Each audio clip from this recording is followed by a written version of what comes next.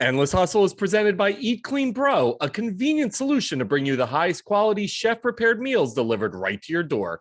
Eat Clean Bro is the contract free solution for your meal prep needs. Made with all natural ingredients and next day delivery, every meal feels like you have someone cooking for you right at home. All right, we've got a great day on the Endless Hustle, as I now can call him a friend of the show and a man who is a recipient of the Endless Hustle bump. Because the last time I saw Big E, he was just the Money in the Bank champion. And guess what? He's now the WWE champion. Congratulations, Big E. Unbelievable, man. Thank you very much, man. It's been quite the whirlwind, but it's been a lot of fun. How exciting has this ride been? Obviously, when we saw you, I had a feeling you were on an upward trajectory, and I had a feeling that title shot was coming soon. But then you have the belt. The WWE literally changes their Twitter handle to you and is like, Big E is now WWE champion. I'm like, the organization loves this guy. Tell me about this ride right now. No, it's been very, very cool, man. In many ways, I always harken back to my start, which was 12 years ago. But I still see myself as a failed former football player who was just trying to find his way in this world, and to get to this point where so many of my peers have reached out and said so many kind things. So many fans have been so kind. So winning the WWE Championship obviously means a lot, but I think just the outpouring of love and admiration from everyone has helped make this even more special for me. Yeah, that was the thing that really blew my mind. I was on Twitter and all of a sudden you're like trending number one or number two. And I'm like, why is Big E trending? And then I click on it. I'm like, holy cow, this guy actually won the championship. And I saw everything unfold. And I'm just like, good for him, man. So for you, at what point do you know you're going to be the champion? And the second half of my question is, you'd mentioned the outpouring, and I saw everybody jumping in on Twitter, your colleagues, fans. What was that experience like to see all of that support?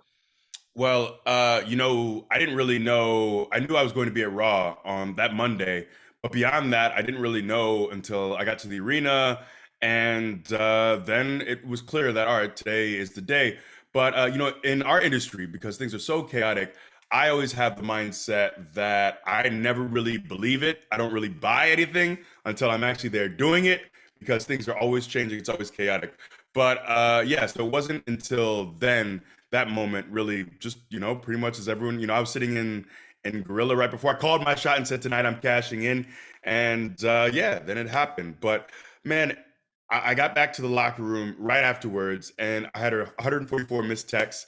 They kept pouring in. It took me about 3 days to finally get back to everyone with the DMs and everyone. And there were so many different DMs from people that were strangers that I just could not get to because they just kept coming and coming.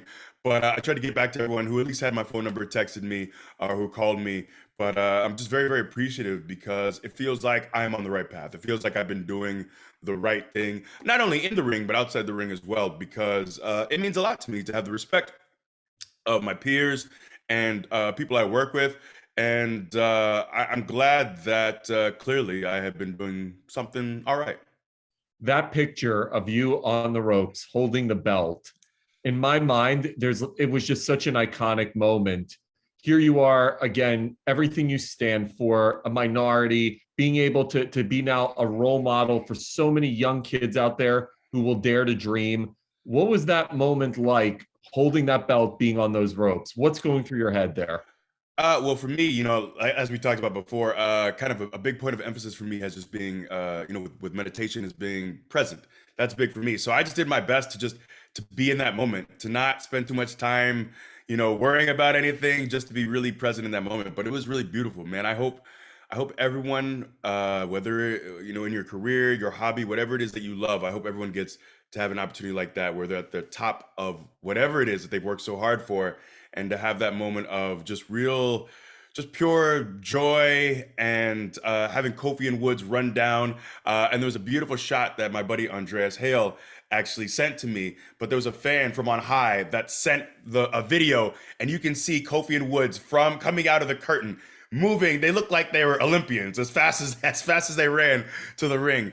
But that's what really makes it feel extra special, is knowing that the people that you love, people that you've worked so hard with. I was harking back to 2014 and our origins, and how hard that was to get things off the ground. But it makes it feel worth it. Like all the times that we were told no and had doors slammed in our faces, and just all the times we were ridiculed and people laughed at the idea the three of you want to get together, and we did it. We did it. We got to do it our way, and that's what makes it really beautiful. Is I tell people I don't ever want to be, as much respect as I have for John Cena, for Roman Reigns, for so many of these all-time greats. I don't want to be any of them. I want to be a one of one. I want to be myself. And I'm so grateful that I didn't, in my mind, I didn't have to shove myself into a mold to become WWE champion. I got to do it in a way that felt authentic to me. And that's what makes me extra proud. You got a movie coming out. Congratulations on that. The Undertaker, one of the great icons. Tell me all about this movie. What can fans expect? So it's a lot of fun, and it's supposed to be that. It's supposed to be light and fun, but it's also got some, a little bit of scary elements as well. But the cool thing is it's this choose your own adventure style. So our audience, people on Netflix, will get the opportunity to direct Kofi, myself, and Woods in whatever direction that they would like. So essentially, the premise is we roll up to this beautiful, gorgeous, kind of scary house, and it's the Undertaker's house. And we get into some kind of shenanigans, and obviously the Undertaker has all these powers. He is the Undertaker, so he's going to be himself, pretty much. He's going to be that character in this Netflix show, and we are ourselves as well. But we go through all kinds of twists and turns, and it should be a fun one for sure. But that's the beautiful thing, is not just you're not passively sitting back and watching, but you're getting the opportunity to choose your own adventure. And I don't know about you, but I adored choose your own adventure books when I was a kid. It was the very best. It's unique, it's fun. You feel like you have more agency in the direction of the story. So that's what this is, and it should be a lot of fun for wrestling fans and for people who just like a good, fun, horror type mystery. So how's this going to work technology wise? Because I was trying to figure out, can people literally like type it in while the thing is happening? Is it something they pre-select? Do you have any idea, or are you as confused as me? That is a great question. I wish I had answers for you. My assumption is you use your remote to make selections, but don't quote me because everything has not been detailed to me. But I think that's the general premise. When you get to do a movie, I mean, you're technically now a movie star too. This has got to be such a cool experience to be part of this. Yeah. We got to kind of head off to this remote, just really beautiful area, and it was kind of off the beaten path. Didn't really have cell service, but just getting to hang out with Kof, Woods, and the Undertaker is pretty crazy. But we had a good time dressing up, having some fun. I got to have a glass box full of actual tarantulas on my head at one point, so that's something to look forward to.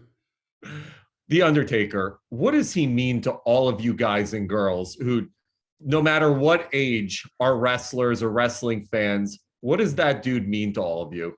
Well, I mean, he's a legend, and I don't want to age him, but I remember watching him when I was a little kid, when I was very, very small. And the fact that he's still around, still doing things with WWE is incredible. But, you could argue he might be the greatest character in all of wrestling history.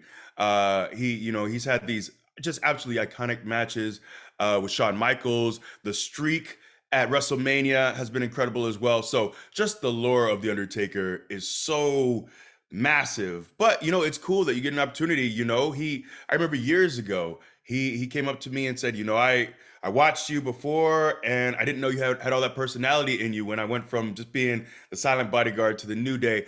And the sweetest thing is his daughters, every now and then, his wife, Michelle McCool, when she would be on the road, would send us pictures or whatnot, but his daughters would do often, they loved us, and they would do like unicorn-themed parties or whatever it was. But just hearing that, the fact that The Undertaker even knows who we are is pretty cool, but the fact that his daughters and his family are fans of our nonsense is especially cool. I want to talk to you about the relationship with the guys in the New Day and just the brotherhood you guys have built, because you obviously talked about just the way they congratulated you. Is it that type of relationship that even though you had won, they won with you? Is it like a true brotherhood both in and out of the ring? Precisely. And it can sound cliche, it can sound done to death, but it's very genuine. And I'm so extremely thankful for it. We even when we were on separate shows, we text each other all the time, we talk all the time. When I had my meniscus surgery, which for me, I've had many surgeries with all my time in sports, but this one was fairly minor. But they even took the time. They would FaceTime me to just make sure I still felt included and be a part of the group. And man, those guys, they're just such incredible human beings, and they really feel like family. And I love that for us, that there's no element of jealousy or us, side eyeing the other when we have our accomplishments. We all genuinely want the best for each other. And I always said my perspective too is everything that I do in my career, I feel like I'm still contributing to the New Day names. So I liken it to a caveman, and I go out in the day and I get I hunt and I gather and I bring the food back. But at the end of the day, I'm still bringing it back to the New Day cave. It's still not just for me. So I'm proud to add another accomplishment to our resume, to our collective, because I clearly do not get here without those guys. And it means the world to me to be able to continue to add, to continue to do work that contributes to what we've done as a trio. So you and I have something in common. We're both massive UFC and MMA fans. Where did your love of UFC begin? So I remember kind of my earlier memories are watching the Ultimate Fighter in college. That was just, we're all like, especially at that time, 18 to 20-ish in the dorms, just young, warm-blooded American males who love to see guys punch each other in the face. How could you not be into that? So I started watching then, but I kind of fell off a little bit after college. But honestly, what really brought me back in was UFC 2, the video game. So it became a huge thing in our locker room. Woods was doing a great job of just getting video games rolling in our locker rooms. And we would just play on live events, on TV days. And it was just a great way to bring everyone together. But UFC 2 came out years ago, and we played it all the time. And I was hooked. And so playing the game all the time got me to get back into watching again. And the same thing, I got absolutely hooked. I would watch all the fight nights. I listened to like 3 or 4 different MMA podcasts. Morning Combat is one I absolutely adore. I watch everything those guys put out. So it just like, as soon as I got into that video game a few years ago, I jumped completely all the way in. I love the sport. I'll even take the time to listen to fighter interviews, whatnot, listen to podcasts. But I just have so much respect for the men and women who put their bodies on the line to do what they do. I'm always watching Fight Pass. I mean, I'm on top of that sport, and I've become such a rabid fan, and I'm watching it or listening to it just like you wherever I can. Who are some of your favorite fighters? Have you gotten to meet any of them? Have there been any shout outs? Who would you love to meet? Yes. So we actually did a Fortnite Pro-Am a few years ago in LA, me, Woods, Cove. And so I saw Sean O'Malley. I just had like a very brief interaction with. But Demetrius Johnson and Tyron Woodley were two that I got to talk to a little bit more. And man, they're so down to earth. We actually they had to put us on a shuttle, and there might have only been like 6 of us on the shuttle. And it was Tyron Woodley, who was still a welterweight champion at the time, and just us. And like, just to be able to pick his brain, hear his stories, kind of talk about like where he wanted to go with his career ambitions was just insanely cool to me. So hats off to T Wood, man. Just ton of respect for him. As far as my favorite fighters now, man, Israel Adesanya is up there. There are so many. Max Holloway. So I got to play UFC in Hawaii with Max Holloway on Woods' gaming channel years ago. We had a show in Hawaii, and Max showed up with his son. And man, Max is the absolute man. Like, I completely understood right away why he is so beloved by fans, because he's such a cool, down-to-earth guy. I have no idea how he makes 145 pounds, because he was roughly my height. And I don't understand it whatsoever. But man, what an incredibly likable dude. What an incredible fighter too. I don't know if you saw the fight with Calvin Kattar, the one that was on ABC. That was one of the most masterful performances I had ever seen. To see this man, and Calvin Kattar is an excellent fighter. We're talking about a top 10 fighter. To see Max take time to like talk to DC, to talk about being the best boxer in the UFC mid-fight while he's matrixing punches is incredible. Like that to me was the epitome of someone in the zone, in that flow state. And I was just wildly impressed. So man, it's as you could tell, I love the sport. I love seeing what the fighters do. It is so cool. So I can go on and on about it. I love it. Here you are, WWE champion, but if you had to convert your skill set into becoming a UFC fighter, how do you think you would do, and what type of respect do you have for them as athletes? Ooh, so I would have some difficulty because I would be a heavyweight and I am not very tall. So you're talking about guys like Francis Ngannou who are like 6'4", 6'5". Cyril Gane, again, very tall and rangy, and dealing with that length is a problem. I will say, so I was a state champion wrestler in high school. Mind you, this was what, 18 years ago. But I would have to I think I'd have to rely more on my wrestling base. So I definitely have to work on that. But, more like a DC. DC's about my height. Another guy, a great guy that I met as well. He was at a show. He's a big wrestling fan too. Met him at the Staples Center years ago. But yeah, I think I would have to use my wrestling skill set to take guys down. And height is not an issue when they're on the canvas with you. But yeah, that's what I'd have to do. Who do you think from UFC would actually have a chance in the WWE ring? Who could kind of hold their own, you think? Oh, well, I think a huge part of obviously what we do is bringing that entertainment factor of being a personality. I love Israel Adesanya. I think he's a heck of an entertainer. So he's a very natural fit. You think of guys too, man. Who else? I think would do really well. I think Max Holloway is another guy who would do well in the UFC.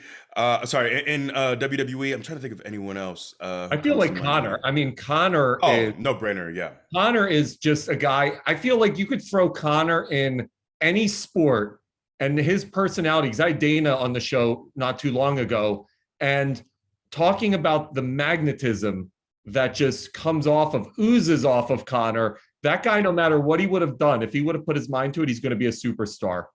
Oh, completely. And I skipped past Connor because he's such an obvious no-brainer. It's like, all right, like, everyone knows Connor. But yes, yeah, personality-wise too, clearly. And he's mentioned us as well. He's mentioned WWE.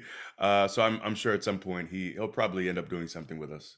Who would you invite if you had one dream guest from the UFC to invite to your next title defense? Who would you invite? I'm so curious. Ooh, let's go Francis Ngannou. I love what he's done lately. He's looked absolutely incredible. When we all saw him stuff that takedown from Stipe, take the back and land punches, I said, good luck trying to beat this man. But then watching Cyril Gane perform, he's looked incredible too. So I think that's a massive fight. But let's go with Francis Ngannou. He just looks terrifying, man. There's just something about him.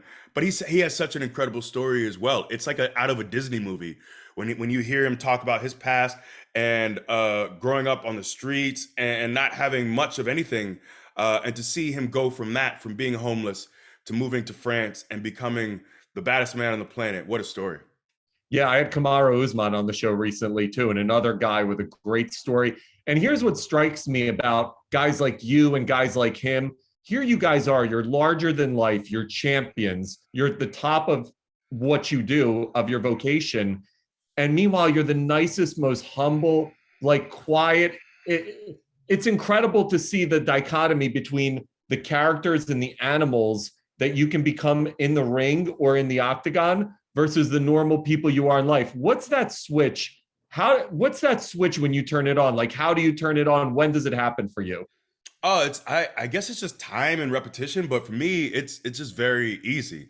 And a lot of people who see it for the first time, especially like backstage, if I'm shooting something, will remark on how quickly I can turn it on and off. But I cannot live my life at that level of intensity and obnoxiousness. Oh, it is tiring. It takes something out of you. And I just truly adore performing. I love it, and it means so much to me.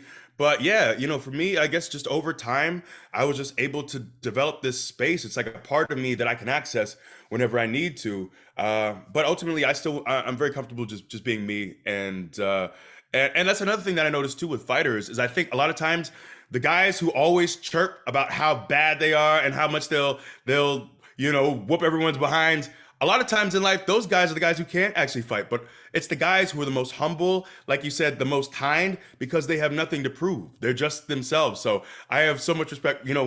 Anytime you see, especially guys with that cauliflower ear, when you see cauliflower ear and they're very nice, you make sure to be nice to that human being too, because you know they will do some things to you. I was at MSG for SmackDown. The WWE kindly invited me. It was just an unbelievable experience. And to see the fan reception that you guys and girls all received was just incredible. What was it like for you? You're in the heart of New York. Trae Young comes out, which was awesome. Yes. What was that energy like in the building? Oh man, it's incredible. MSG has a lore, and it's a deserved lore. Doing the stuff with Trae Young was awesome. So we had an opportunity beforehand. For people who don't know, Trae Young was the one who actually took the Knicks out of the playoffs. Huge villain. In fact, I think some people threw things at him too. But we got a chance to talk to him beforehand. Such a good dude. He was so down to earth, so cool. But you could tell, man, I was just waiting for the moment because I knew he's coming out. So we're all out there, and Sammy's out there cutting his promo, and I just couldn't wait for that moment where he says Trae Young, Trae comes out, and just the boos, man. He had to be the most hated person in that arena, and he's another guy. I think if he wanted to, he's such a natural. He's such a likable dude, but in that city, he really embraces being the heel. He embraces being the bad guy, and I love that. And I love being able to see people from so many different other avenues, whether it be sports or entertainment or whatnot. The times where you get to interact with them and see how they are. I love getting to see other people who excel at their craft and just kind of being able to be around them, to see, pick their brain, ask questions, whatnot. So it was just really cool to meet Trae and a real good dude. I interviewed Trae in LA 2 years ago at the ESPYs. And what struck me, I played high school and college basketball myself, and I'm like 6'2", 185, but he wasn't bigger than me. And I was blown away because he's really slight. Obviously, when you see him in real life, he's actually bigger than what you would expect because all basketball players are. But to see the comparison when he's standing next to all of you guys was hilarious because when it's against an NBA guy, you can see the height difference, but sure. NBA players are for the most part pretty rail thin, except for the guys like LeBron and some others. But to see him next to you guys, jacked up, it was hilarious because he looked like this little boy almost compared to you guys. It was great. But I love how he embraced the whole heel thing and he started just like the faces and they had him on the screen. It was fucking awesome. I loved it. Yeah, no, he's great. And I just said, and I already knew he knew this, but I just said, man, go out there and have fun, do your thing. Clearly he needed no direction because he completely embraced it. But you're right, man. It's interesting to see so many, our bodies are the body types, especially within WWE, can be so different. But, we don't play a sport where we have to run for 2 straight hours. So obviously that's why they're thinner. But man, it's always interesting meeting basketball players because you're right. Just you're looking up, but they're also not the thickest. But nah, man, I've always had such positive experiences anytime we've done stuff with NBA people. We actually had Bobby Portis at a live event too, in Milwaukee, and obviously, they just won a world title. So he was beloved there, and that was really cool. You're in Baltimore now, but what are some of your favorite cities? Like, I know Baltimore is a great WWE city, but what are some of your favorite cities to perform in? Man, number one, and I don't want to, this is not to diminish any other cities, but my favorite place to perform is Tokyo. I absolutely love Tokyo. I dream about living there for like a summer or something, just taking 3 months and living there at some point, which I'd love to do. But they just have such a massive respect for pro wrestling, for pro wrestlers. I'm also, selfishly, I love sushi. I can eat sushi all day, and that is obviously the mecca for sushi. But no, man, there's just something about the culture there. There's something about the way we're received.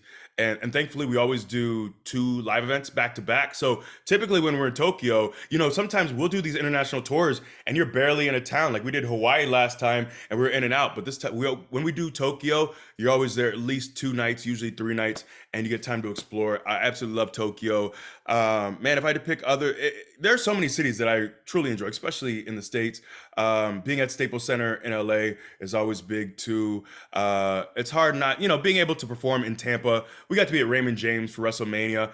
I played my high school football all-star game when I was 17 at Raymond James. So that's so cool to be able to, the stadium that the Bucks just won a Super Bowl in, the stadium that 18 years ago I played my high school game. I can go back And I still live here. I live in town in Tampa. So that always has a soft spot for me. But if I had to pick one city, it'd be Tokyo. Speaking of Tampa, obviously with the Bucks playing now and Brady looks like better than ever. Pretty much the guy's aging in reverse. What's the environment now right now with the Buccaneers? Well, I mean, it's title town right now here. Not just the Bucks, but to see the Lightning win 2 Stanley Cups back to back, the Rays get to the World Series. It's cool that there's so much excitement here because we have been used to very terrible sports teams for a very long time here.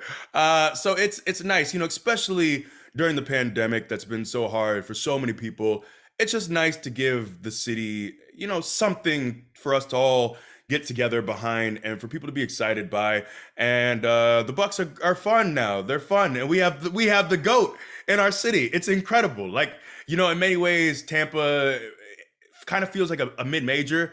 I think, we're often kind of fighting for some semblance of respect. It's not a tiny town. It's not Green Bay, but we're not Miami. We're not New York. We're not LA. So it's cool that our city, our little city that could, is getting some positive attention in the sports world. So it's just been a fun ride.